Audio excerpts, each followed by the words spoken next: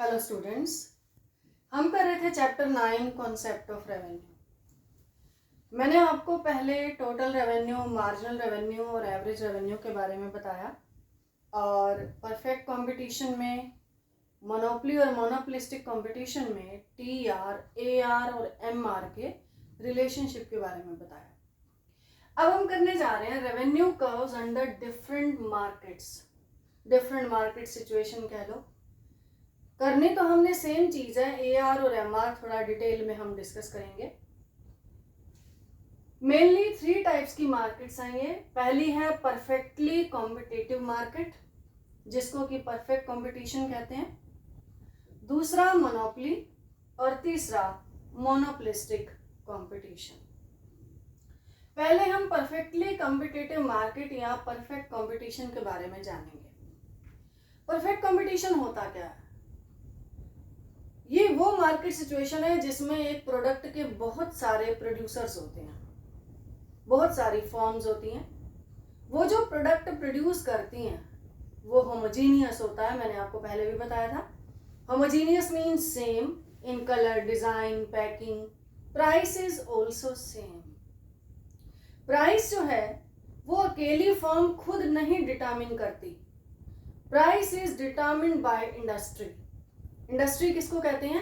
Group of firms is called industry. तो price industry determine करती है। इंडस्ट्री कैसे डिटरमिन करती है? कुल मिलाकर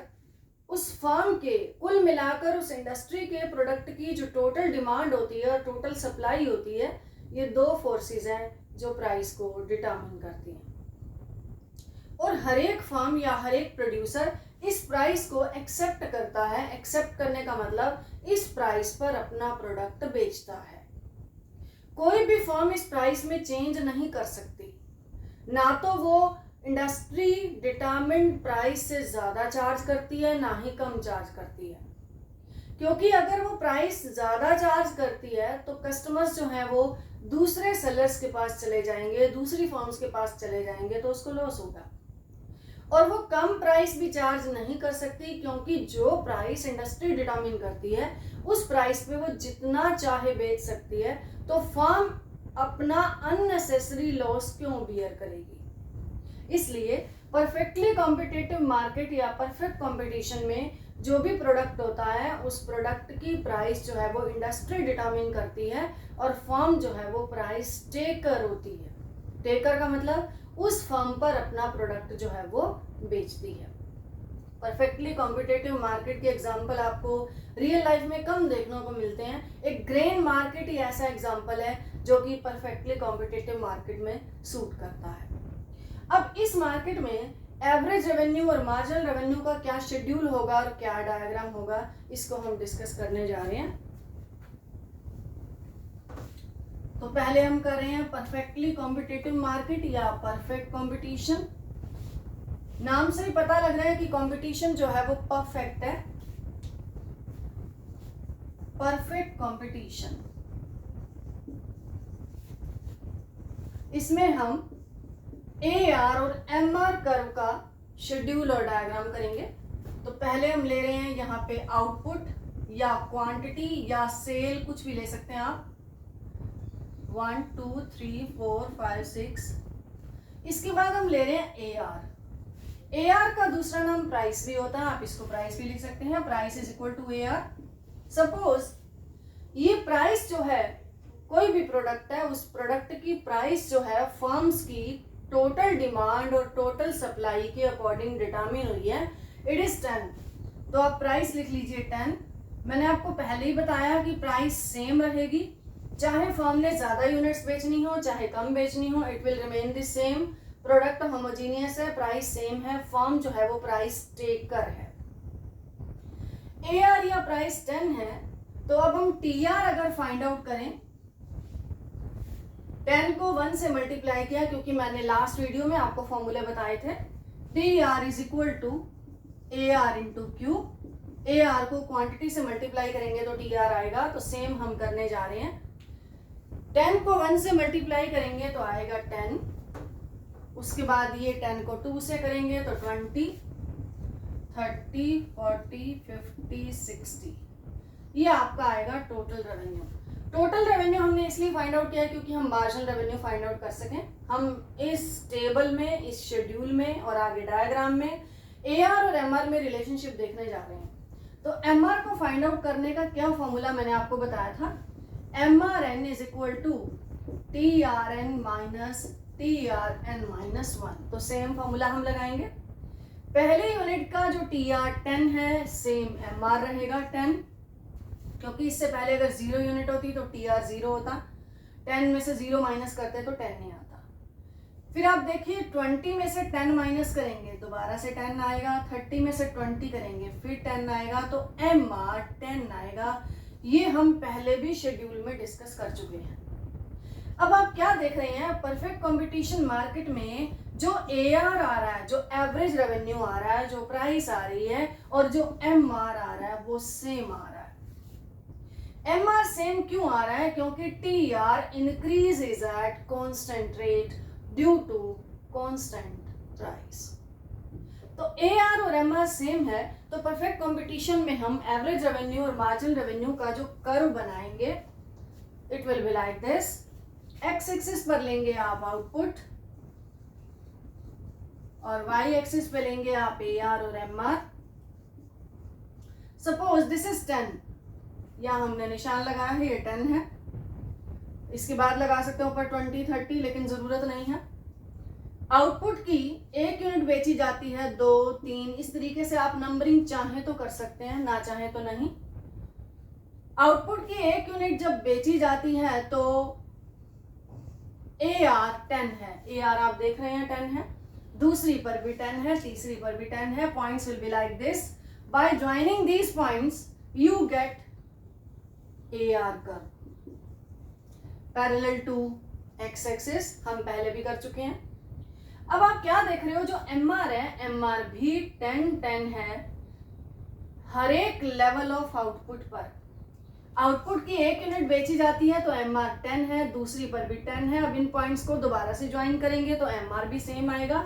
it means AR is equal to MR in perfectly competitive market. It is horizontal या it is parallel to x axis. AR is equal to MR। एक और चीज, AR कर्व को डिमांड कर्व भी कहते हैं।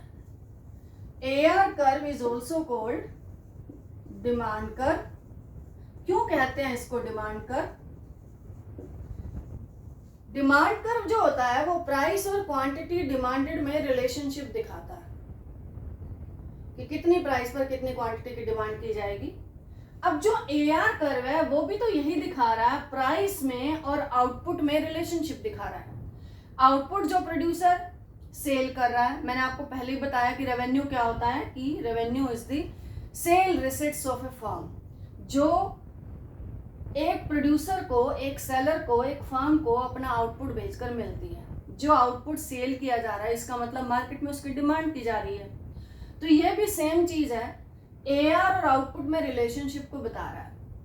तो जो AR कर्व होता है उसको डिमांड कर्व भी कहते हैं और AR कर्व को प्राइस लाइन भी कहते हैं। प्राइस लाइन भी यही होता है कि एक कमोडिटी की प्राइस में और क्वांटिटी में रिलेशनशिप को बताती है। सिमिलरली डिमांड कर्व और सिमिलरली एवरेज रेवेन्यू कर्व। अब हम करने जा रहे हैं नेक्स्ट मार्केट में AR और MR कर्व का शेड्यूल और डायग्राम। सेकंड मार्केट करने जा रहे हैं मोनोपोली। मोनोपोली वो मार्केट सिचुएशन है जिसमें एक प्रोडक्ट का सिंगल प्रोड्यूसर होता है। सिंगल प्रोड्यूसर का मतलब ये नहीं है कि इंडिविजुअल सिंगल होता है, सिंगल फर्म होती है। जो फर्म होती है वही इंडस्ट्री होती है। मोनोपोली, मोनोपोली का क्या मतलब है? सिंगल प्रोड्यूसर का कंट्रोल है। Poly means control, mono means single. Single producer का कंट्रोल है, वो प्रोडक्ट को प्रोड्यूस कर रहा है और कोई इसके क्लोज सब्स्टिट्यूट अवेलेबल नहीं है। जो प्रोडक्ट वो बना रहा है उसके क्लोज सब्स्टिट्यूट मार्केट में अवेलेबल नहीं है। वो प्रोडक्ट अपनी तरह का अकेला है। तो जो मोनोपोलिस्ट है, मोनोपोलिस्ट का मतलब जो मोनोपोली मार्केट के अंदर प्रोड्यूसर होता है उसे मोनोपोलिस्ट कहते हैं। जो मोनोपोलिस्ट है वो अपनी मर्जी से प्राइस को कम भी कर सकता है, प्राइस को ज्यादा भी कर सकता है। यानी वो अपने प्रोडक्ट की जितनी चाहे प्राइस चार्ज कर सकता है। वो प्राइस मेकर होता है। कौन? प्रोड्यूसर, यानी कि monopolist. He is price maker. जो प्राइस वो डिसाइड करना चाहे वो डिसाइड कर सकता है, कम या ज्यादा। लेकिन एक चीज और, अगर वो ज्यादा प्राइस डिसाइड करता है, डिटरमिन करता है, तो क्वांटिटी जो है वो कम बिकती है। अगर वो कम प्राइस डिसाइड करता है तो क्वांटिटी ज्यादा बिकती है। इट मीन्स अगर उसने अपने प्रोडक्ट की क्वांटिटी ज्यादा सेल करनी है तो उसे प्राइस को कम करना पड़ेगा, और अगर वो आउटपुट की यूनिट्स कम बेचता है तो वो प्राइस को ज्यादा भी कर सकता है। तो मोनोपोली मार्केट में AR और MR कर्व की क्या सिचुएशन होगी? दोबारा से बता रही हूँ, मोनोपोली का मतलब सिंगल प्रोड्यूसर का कंट्रोल होता है। वो प्रोडक्ट की प्राइस को अपनी मर्जी से डिटरमिन कर सकता है। इस प्रोडक्ट का और कोई क्लोज सब्स्टिट्यूट मार्केट में नहीं होता है, और अगर प्रोड्यूसर ज़्यादा क्वांटिटी बेचना चाहता है तो उसे प्राइस को यानी AR को कम करना पड़ेगा, और अगर वो ज़्यादा प्रॉफिट अर्न करना चाहता है, ज़्यादा प्राइस चार्ज करना चाहता है, तो उसकी क्वांटिटी जो है वो कम बिकेगी। क्योंकि जनरली हम क्या देखते हैं कि प्राइस का और डिमांड का इन्वर्स रिलेशनशिप होता है। तो मोनोपोली मार्केट में AR और MR कर्व का क्या बिहेवियर होगा हम देख रहे हैं शेड्यूल और डायग्राम के थ्रू। आउटपुट लिखा है मैंने 1 2 3 4 5 6। अब हम लिख रहे हैं AR को प्राइस भी कहते हैं। सपोज पहले प्राइस है 10 रुपीज, ये यूनिट्स हैं, और जो ये है ये रुपीज है। प्राइस 10 रुपी है, 10 रुपीज प्राइस पर उसकी एक ही यूनिट बिकती है। अगर वो 2 सेल करना चाहता है तो उसे प्राइस को कम करना पड़ेगा, वो प्राइस को 9 कर देता है। 3 करना चाहता है, 3 यूनिट्स बेचना चाहता है तो वो प्राइस को 8 कर देगा, 7 कर देगा। इस तरीके से आपने प्राइस को कम करना है। ज्यादा यूनिट्स बेची जा रही हैं जब प्राइस कम होती जा रही है। ये मोनोपोली मार्केट का AR जो शेड्यूल है। अगर हम TR फाइंड आउट करें तो AR को Q से मल्टीप्लाई करेंगे तो TR आपका आएगा 10, 18, 24, 28, 30, अगेन 30। इस तरीके से आपका TR आएगा। MR अगर फाइंड आउट करते हैं तो 10, उसके बाद आएगा 8, फिर आएगा 6, फिर आएगा 4, फिर आएगा 2, फिर आएगा 0। इस तरीके से AR और MR का शेड्यूल इस तरीके से आप फाइंड आउट कर सकते हैं। प्राइस 10, 9, 8, 7, 6, 5 ऐसे शो करिए। MR जो है इस तरीके से आएगा क्योंकि आपने TR को फाइंड आउट कर लिया है। अब हम अगर इसका डायग्राम बनाएं, शेड्यूल में आप क्या देख रहे हैं? बोथ आर डिक्लाइनिंग, दोनों कम हो रहे हैं, AR भी और MR भी। लेकिन MR जो है वो ज्यादा तेजी से कम हो रहा है। MR decreases faster than AR। तो आउटपुट लेंगे हम X एक्सिस पर और Y एक्सिस पर लेंगे हम AR और MR कर्व। आप इस तरीके से बनाएंगे, ये दोनों कर्व डाउनवर्ड स्लोपिंग है। अगर आप पॉइंट्स लगाकर भी बनाते हैं तो curves will be like this. Downward sloping है इस तरीके से। ये जो कर्व है इधर वाला ये MR है और ये जो कर्व है वो AR है। अब आप क्या देख रहे हैं कि दोनों ही नीचे गिर रहे हैं, both are falling, but the rate at which MR is falling is greater than that of AR। जिस रेट पर MR गिर रहा है वो ज्यादा है AR से। वो यहाँ आप देख रहे हैं AR जो है 10 के बाद 9 हुआ है, 9 के बाद 8 हुआ है, और MR देखिए 10 के बाद 8 हुआ है, 8 के बाद 6 हुआ है, 6 के बाद जो है 4 हुआ है। तो MR के गिरने का रेट ज्यादा है, इसलिए MR is less than AR, कम है। MR कर्व जो है वो AR से नीचे है। MR कर्व हमेशा AR के लेफ्ट साइड में होगा। लेफ्ट साइड में है MR कर्व। यहाँ पर आप ओरिजिन लगाइए। आउटपुट X एक्सिस पे लिया, AR MR Y एक्सिस पे लिया। Both these curves are downward sloping from left to right, दोनों ही कम हो रहे हैं। As more and more units of output are sold, ज्यादा यूनिट बेची जा रही हैं तो AR भी कम हो रहा है, MR भी कम हो रहा है, लेकिन MR के कम होने का रेट ज्यादा है, यानी MR is less than AR, तो MR कर्व AR के लेफ्ट साइड में। तो ये था मोनोपोली में AR और MR कर्व्स, मोनोपोली मार्केट में दोनों कर्व्स जो है वो डाउनवर्ड स्लोपिंग है। अब तीसरी मार्केट जो मोनोपोलिस्टिक कंपटीशन है वो हम करने जा रहे हैं। वैसे तो दोनों में सेम ही होता है, थोड़ा सा फर्क है, हम लास्ट में उसको डिस्कस करेंगे।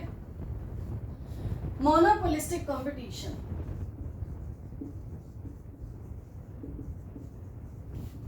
मोनोपोलिस्टिक कंपटीशन को इम्परफेक्ट कंपटीशन भी कहते हैं। इम्परफेक्ट, ये कौन सी मार्केट है? ये मार्केट रियल लाइफ में बहुत एग्जिस्ट करती है। ये वो मार्केट है जिसमें एक प्रोडक्ट के बहुत सारे सब्स्टिट्यूट्स होते हैं, क्लोज सब्स्टिट्यूट्स होते हैं उस जैसा ही काम करने वाले। जैसे आप बेदिंग सोप्स लेते हो, बहुत सारे जो है ब्रांड नेम्स हैं, बहुत सारे सोप्स हैं, आप वॉशिंग पाउडर ले लो, टी ले लो, क्लोथ्स हैं, शूज़ हैं, बहुत सारे पेन्स हैं, मोबाइल्स हैं, ये सारे मोनोपोलिस्टिक कंपटीशन के एग्जाम्पल हैं। तो ये वो मार्केट है जिसमें एक प्रोडक्ट के बहुत सारे सेलर्स होते हैं, बहुत सारे प्रोड्यूसर्स होते हैं, और वो जो प्रोडक्ट प्रोड्यूस करते हैं ये प्रोडक्ट्स जो हैं एक दूसरे के क्लोज सब्स्टिट्यूट्स होते हैं और एक दूसरे से डिफरेंट भी होते हैं। जैसे कि सेवलॉन जो है सोप, वो डेटोल से डिफरेंट है तो सब्स्टिट्यूट, क्लोज सब्स्टिट्यूट है। हम सेवलॉन ना मिले तो डेटोल यूज कर लेते हैं, डेटोल ना मिले तो कोई और सोप यूज कर लेते हैं। अब है तो क्लोज सब्स्टिट्यूट, लेकिन ये एक दूसरे से थोड़े थोड़े डिफरेंट होते हैं, इनकी colour, design, packing, even price जो है वो डिफरेंट होती है। तो प्रोडक्ट डिफरेंशिएशन होता है किसमें? मोनोपोलिस्टिक कंपटीशन में। तो प्राइस भी डिफरेंट होती है। लेकिन इस प्रोडक्ट में भी क्या बात है कि अगर प्रोड्यूसर ज्यादा यूनिट सेल करना चाहता है तो उसे प्राइस को कम करना पड़ेगा, प्राइस यानी कि AR को कम करना पड़ेगा। और अगर वो ज्यादा प्राइस चार्ज करना चाहता है कंज्यूमर से तो उसकी यूनिट्स जो हैं वो कम बिकेंगी, कम सोल्ड आउट होंगे। सेम प्रोसीजर है इसमें भी, मोनोपोली मार्केट जैसा। तो आउटपुट हमने इधर लिखा है AR, या प्राइस को हम लिख रहे हैं, कोई भी आप लिख सकते हैं, पहले ज्यादा फिर कम कम। 10 लिखा हमने पहले, फिर 9.5 लिखा, फिर 9 लिखा, 8, 8.5, इसके बाद जो है 8.5 के बाद हमने लिखा 8, फिर हम लिख रहे हैं 7.5, लाइक दिस। ये AR यानी कि प्राइस है, रुपीज में है, और आउटपुट यूनिट्स में है। TR फाइंड आउट कर रहे हैं हम, टोटल रेवेन्यू। 10 को 1 से मल्टीप्लाई किया, 10 आया, इसके बाद आया 19, फिर आया 27, फिर आया ये 34, फिर आया 40, फिर आया ये 45। ये टोटल रेवेन्यू आता है जो कि हमने AR को क्वांटिटी से मल्टीप्लाई करके फाइंड आउट किया। अब MR अगर फाइंड आउट करें TR में से, पहली यूनिट का 10 सेम लिख लीजिए, फिर किसके बाद आएगा 9, फिर आएगा 8, फिर आएगा 7, फिर आएगा 6, फिर आएगा 5। This is MR and this is AR। इसमें भी आप सेम चीज देख रहे हो, क्या देख रहे हो? AR is falling, MR is also falling, but the rate at which MR is falling is greater than that of AR। जिस रेट पर MR गिर रहा है वो ज्यादा है कौन सी रेट से? AR वाली रेट से। सेम आपने डायग्राम बनाने हैं जैसा कि हमने अभी अभी मोनोपोली मार्केट में बनाया था। आउटपुट को लीजिए आप x एक्सिस पर और y एक्सिस पर AR और MR। डिफरेंस क्या है? डाउनवर्ड स्लोपिंग बनाने हैं, बट ये थोड़े से ज्यादा इलास्टिक बनाने हैं, आपको फ्लैटर बनाने हैं, और मोनोपोली में थोड़े स्टीपर बनाने हैं। डिफरेंस क्यों है वो भी मैं आपको बताऊंगी। आपको ऐसे बनाने हैं ये कर्व, ऊपर वाला जो है AR कर्व है, ये नीचे वाला MR कर्व है। ये देखो है तो डाउनवर्ड स्लोपिंग दोनों ही, left to right downward sloping है दोनों। जो हमने मोनोपोली में बनाए थे वो भी इसी तरह से थे, डाउनवर्ड स्लोपिंग, AR और MR। अब डिफरेंस क्या होता है? डिफरेंस होता है ये थोड़े से ज्यादा इलास्टिक हैं, इनमें इलास्टिसिटी ज्यादा है। आपने इलास्टिसिटी ऑफ डिमांड और सप्लाई वाले चैप्टर में भी किया था कि जितना कर्व फ्लैटर बनेगा उसमें इलास्टिसिटी ज्यादा होगी। इलास्टिसिटी ज्यादा होने का क्या मतलब होता है कि प्राइस में जितना चेंज आता है तो क्वांटिटी में ज़्यादा चेंज आए तो वो मोर इलास्टिक बनता है। प्राइस में चेंज आने से अगर क्वांटिटी में कम चेंज आए तो वो लेस इलास्टिक बनता है। अब मोनोपोली में जो एआर और एमआर कर्व बनेंगे वो लेस इलास्टिक बनेंगे, थोड़े स्टीपर बनेंगे, और मोनोपोलिस्टिक कंपटीशन में जो एआर और एमआर कर्व बनेंगे वो थोड़े फ्लैटर बनेंगे, वो मोर इलास्टिक बनेंगे। रीजन क्या है? रीजन ये है कि मोनोपोलिस्टिक कंपटीशन में जहां कर्व फ्लैटर बने हैं, जिसमें इलास्टिसिटी ज्यादा है, प्रोडक्ट के बहुत सारे सब्स्टिट्यूट्स अवेलेबल हैं। अगर प्राइस एक की बढ़ गई है, सपोज जो है डेटोल की प्राइस जो है वो बढ़ गई है, 20% बढ़ गई है, तो डेटोल की जो डिमांड है उसमें काफ़ी कमी आएगी। क्यों? क्योंकि जो प्रोड्यूसर्स जो सेलर्स कंज्यूमर्स हैं वो डेटोल की बजाय सेवलॉन की ओर शिफ्ट हो जाएंगे। वो सेवलॉन ज़्यादा खरीदेंगे तो सेवलॉन की डिमांड बढ़ेगी और डेटोल की काफ़ी कम हो जाएगी प्राइस में चेंज होने की वजह से। तो जिसकी क्वांटिटी डिमांडेड में ज़्यादा चेंज आए due to change in price, तो उसमें इलास्टिसिटी होती है ज़्यादा। मैंने आपको अभी बताया कि AR curve is also called demand curve. तो ये जो डिमांड कर्व बना है इट इज मोर इलास्टिक। और मोनोपोली मार्केट में ये लेस इलास्टिक क्यों बना? क्योंकि मोनोपोली में तो सिंगल प्रोड्यूसर होता है। अब हमारे पास कोई ऑप्शन भी नहीं होता कि अगर वो प्राइस को बढ़ाता है तो हम कहीं और शिफ्ट हो जाएं, मतलब हम कोई और प्रोडक्ट की ओर शिफ्ट हो जाएं, दूसरा प्रोडक्ट हम खरीदने लग जाएं, उसका क्लोज सब्स्टिट्यूट खरीदने लग जाएं, क्योंकि उसके क्लोज सब्स्टिट्यूट मार्केट में अवेलेबल नहीं होते हैं। इसलिए मोनोपोली मार्केट में अगर प्राइस इंक्रीज होती है तो उसके कारण जो डिमांड कम होती है वो उतनी कम नहीं होती है, उसमें थोड़ा चेंज आता है। अब जहां थोड़ा चेंज आए तो वहां कर्व बनता है लेस इलास्टिक यानी कि स्टीपर, और जहां पे ज्यादा चेंज आए वहां पे कर्व बनता है मोर इलास्टिक यानी कि फ्लैटर। तो ये फर्क है मोनोपोली और मोनोपोलिस्टिक मार्केट के एआर और एमआर कर्व में। दोनों डाउनवर्ड स्लोपिंग हैं। एमआर का रेट ज्यादा है एआर से गिरने का, दोनों में सेम बात है, लेकिन मोनोपोलिस्टिक कंपटीशन में these curves are flatter और मोनोपोली में these curves are steeper। यही डिफरेंस है। बाकी शेड्यूल के अकॉर्डिंग भी हमने कर लिया। अब लास्ट में हम करेंगे तीनों मार्केट्स का डिमांड कर्व एक ही डायग्राम में। तीनों मार्केट्स जो हमने डिस्कस की हैं अभी, परफेक्ट कंपटीशन, मोनोपोली और मोनोपोलिस्टिक कंपटीशन। डिमांड कर्व का मतलब एआर कर्व। अगर आपको क्वेश्चन आता है प्राइस लाइन क्या है, डिमांड कर्व क्या है या एआर कर्व क्या है, तो आपने एक ही बात है इसी तरीके से अटेम्प्ट करना है। तीनों मार्केट में डिमांड कर्व कैसा होगा या एआर कर्व कैसा होगा, आउटपुट या क्वांटिटी लिखेंगे एक्स एक्सिस पर और वाई एक्सिस पर आप लिख लेंगे एआर या प्राइस।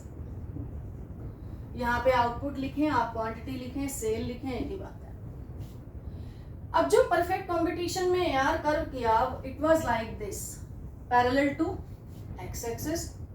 आप इसको D1 लिख सकते हैं। D1 का मतलब demand curve of perfect competition. D1 लिख दीजिए, इट इज लाइक दिस। जो हमने मोनोपोली में एआर कर्व किया, downward sloping like this, D2 लिख लीजिए इसको।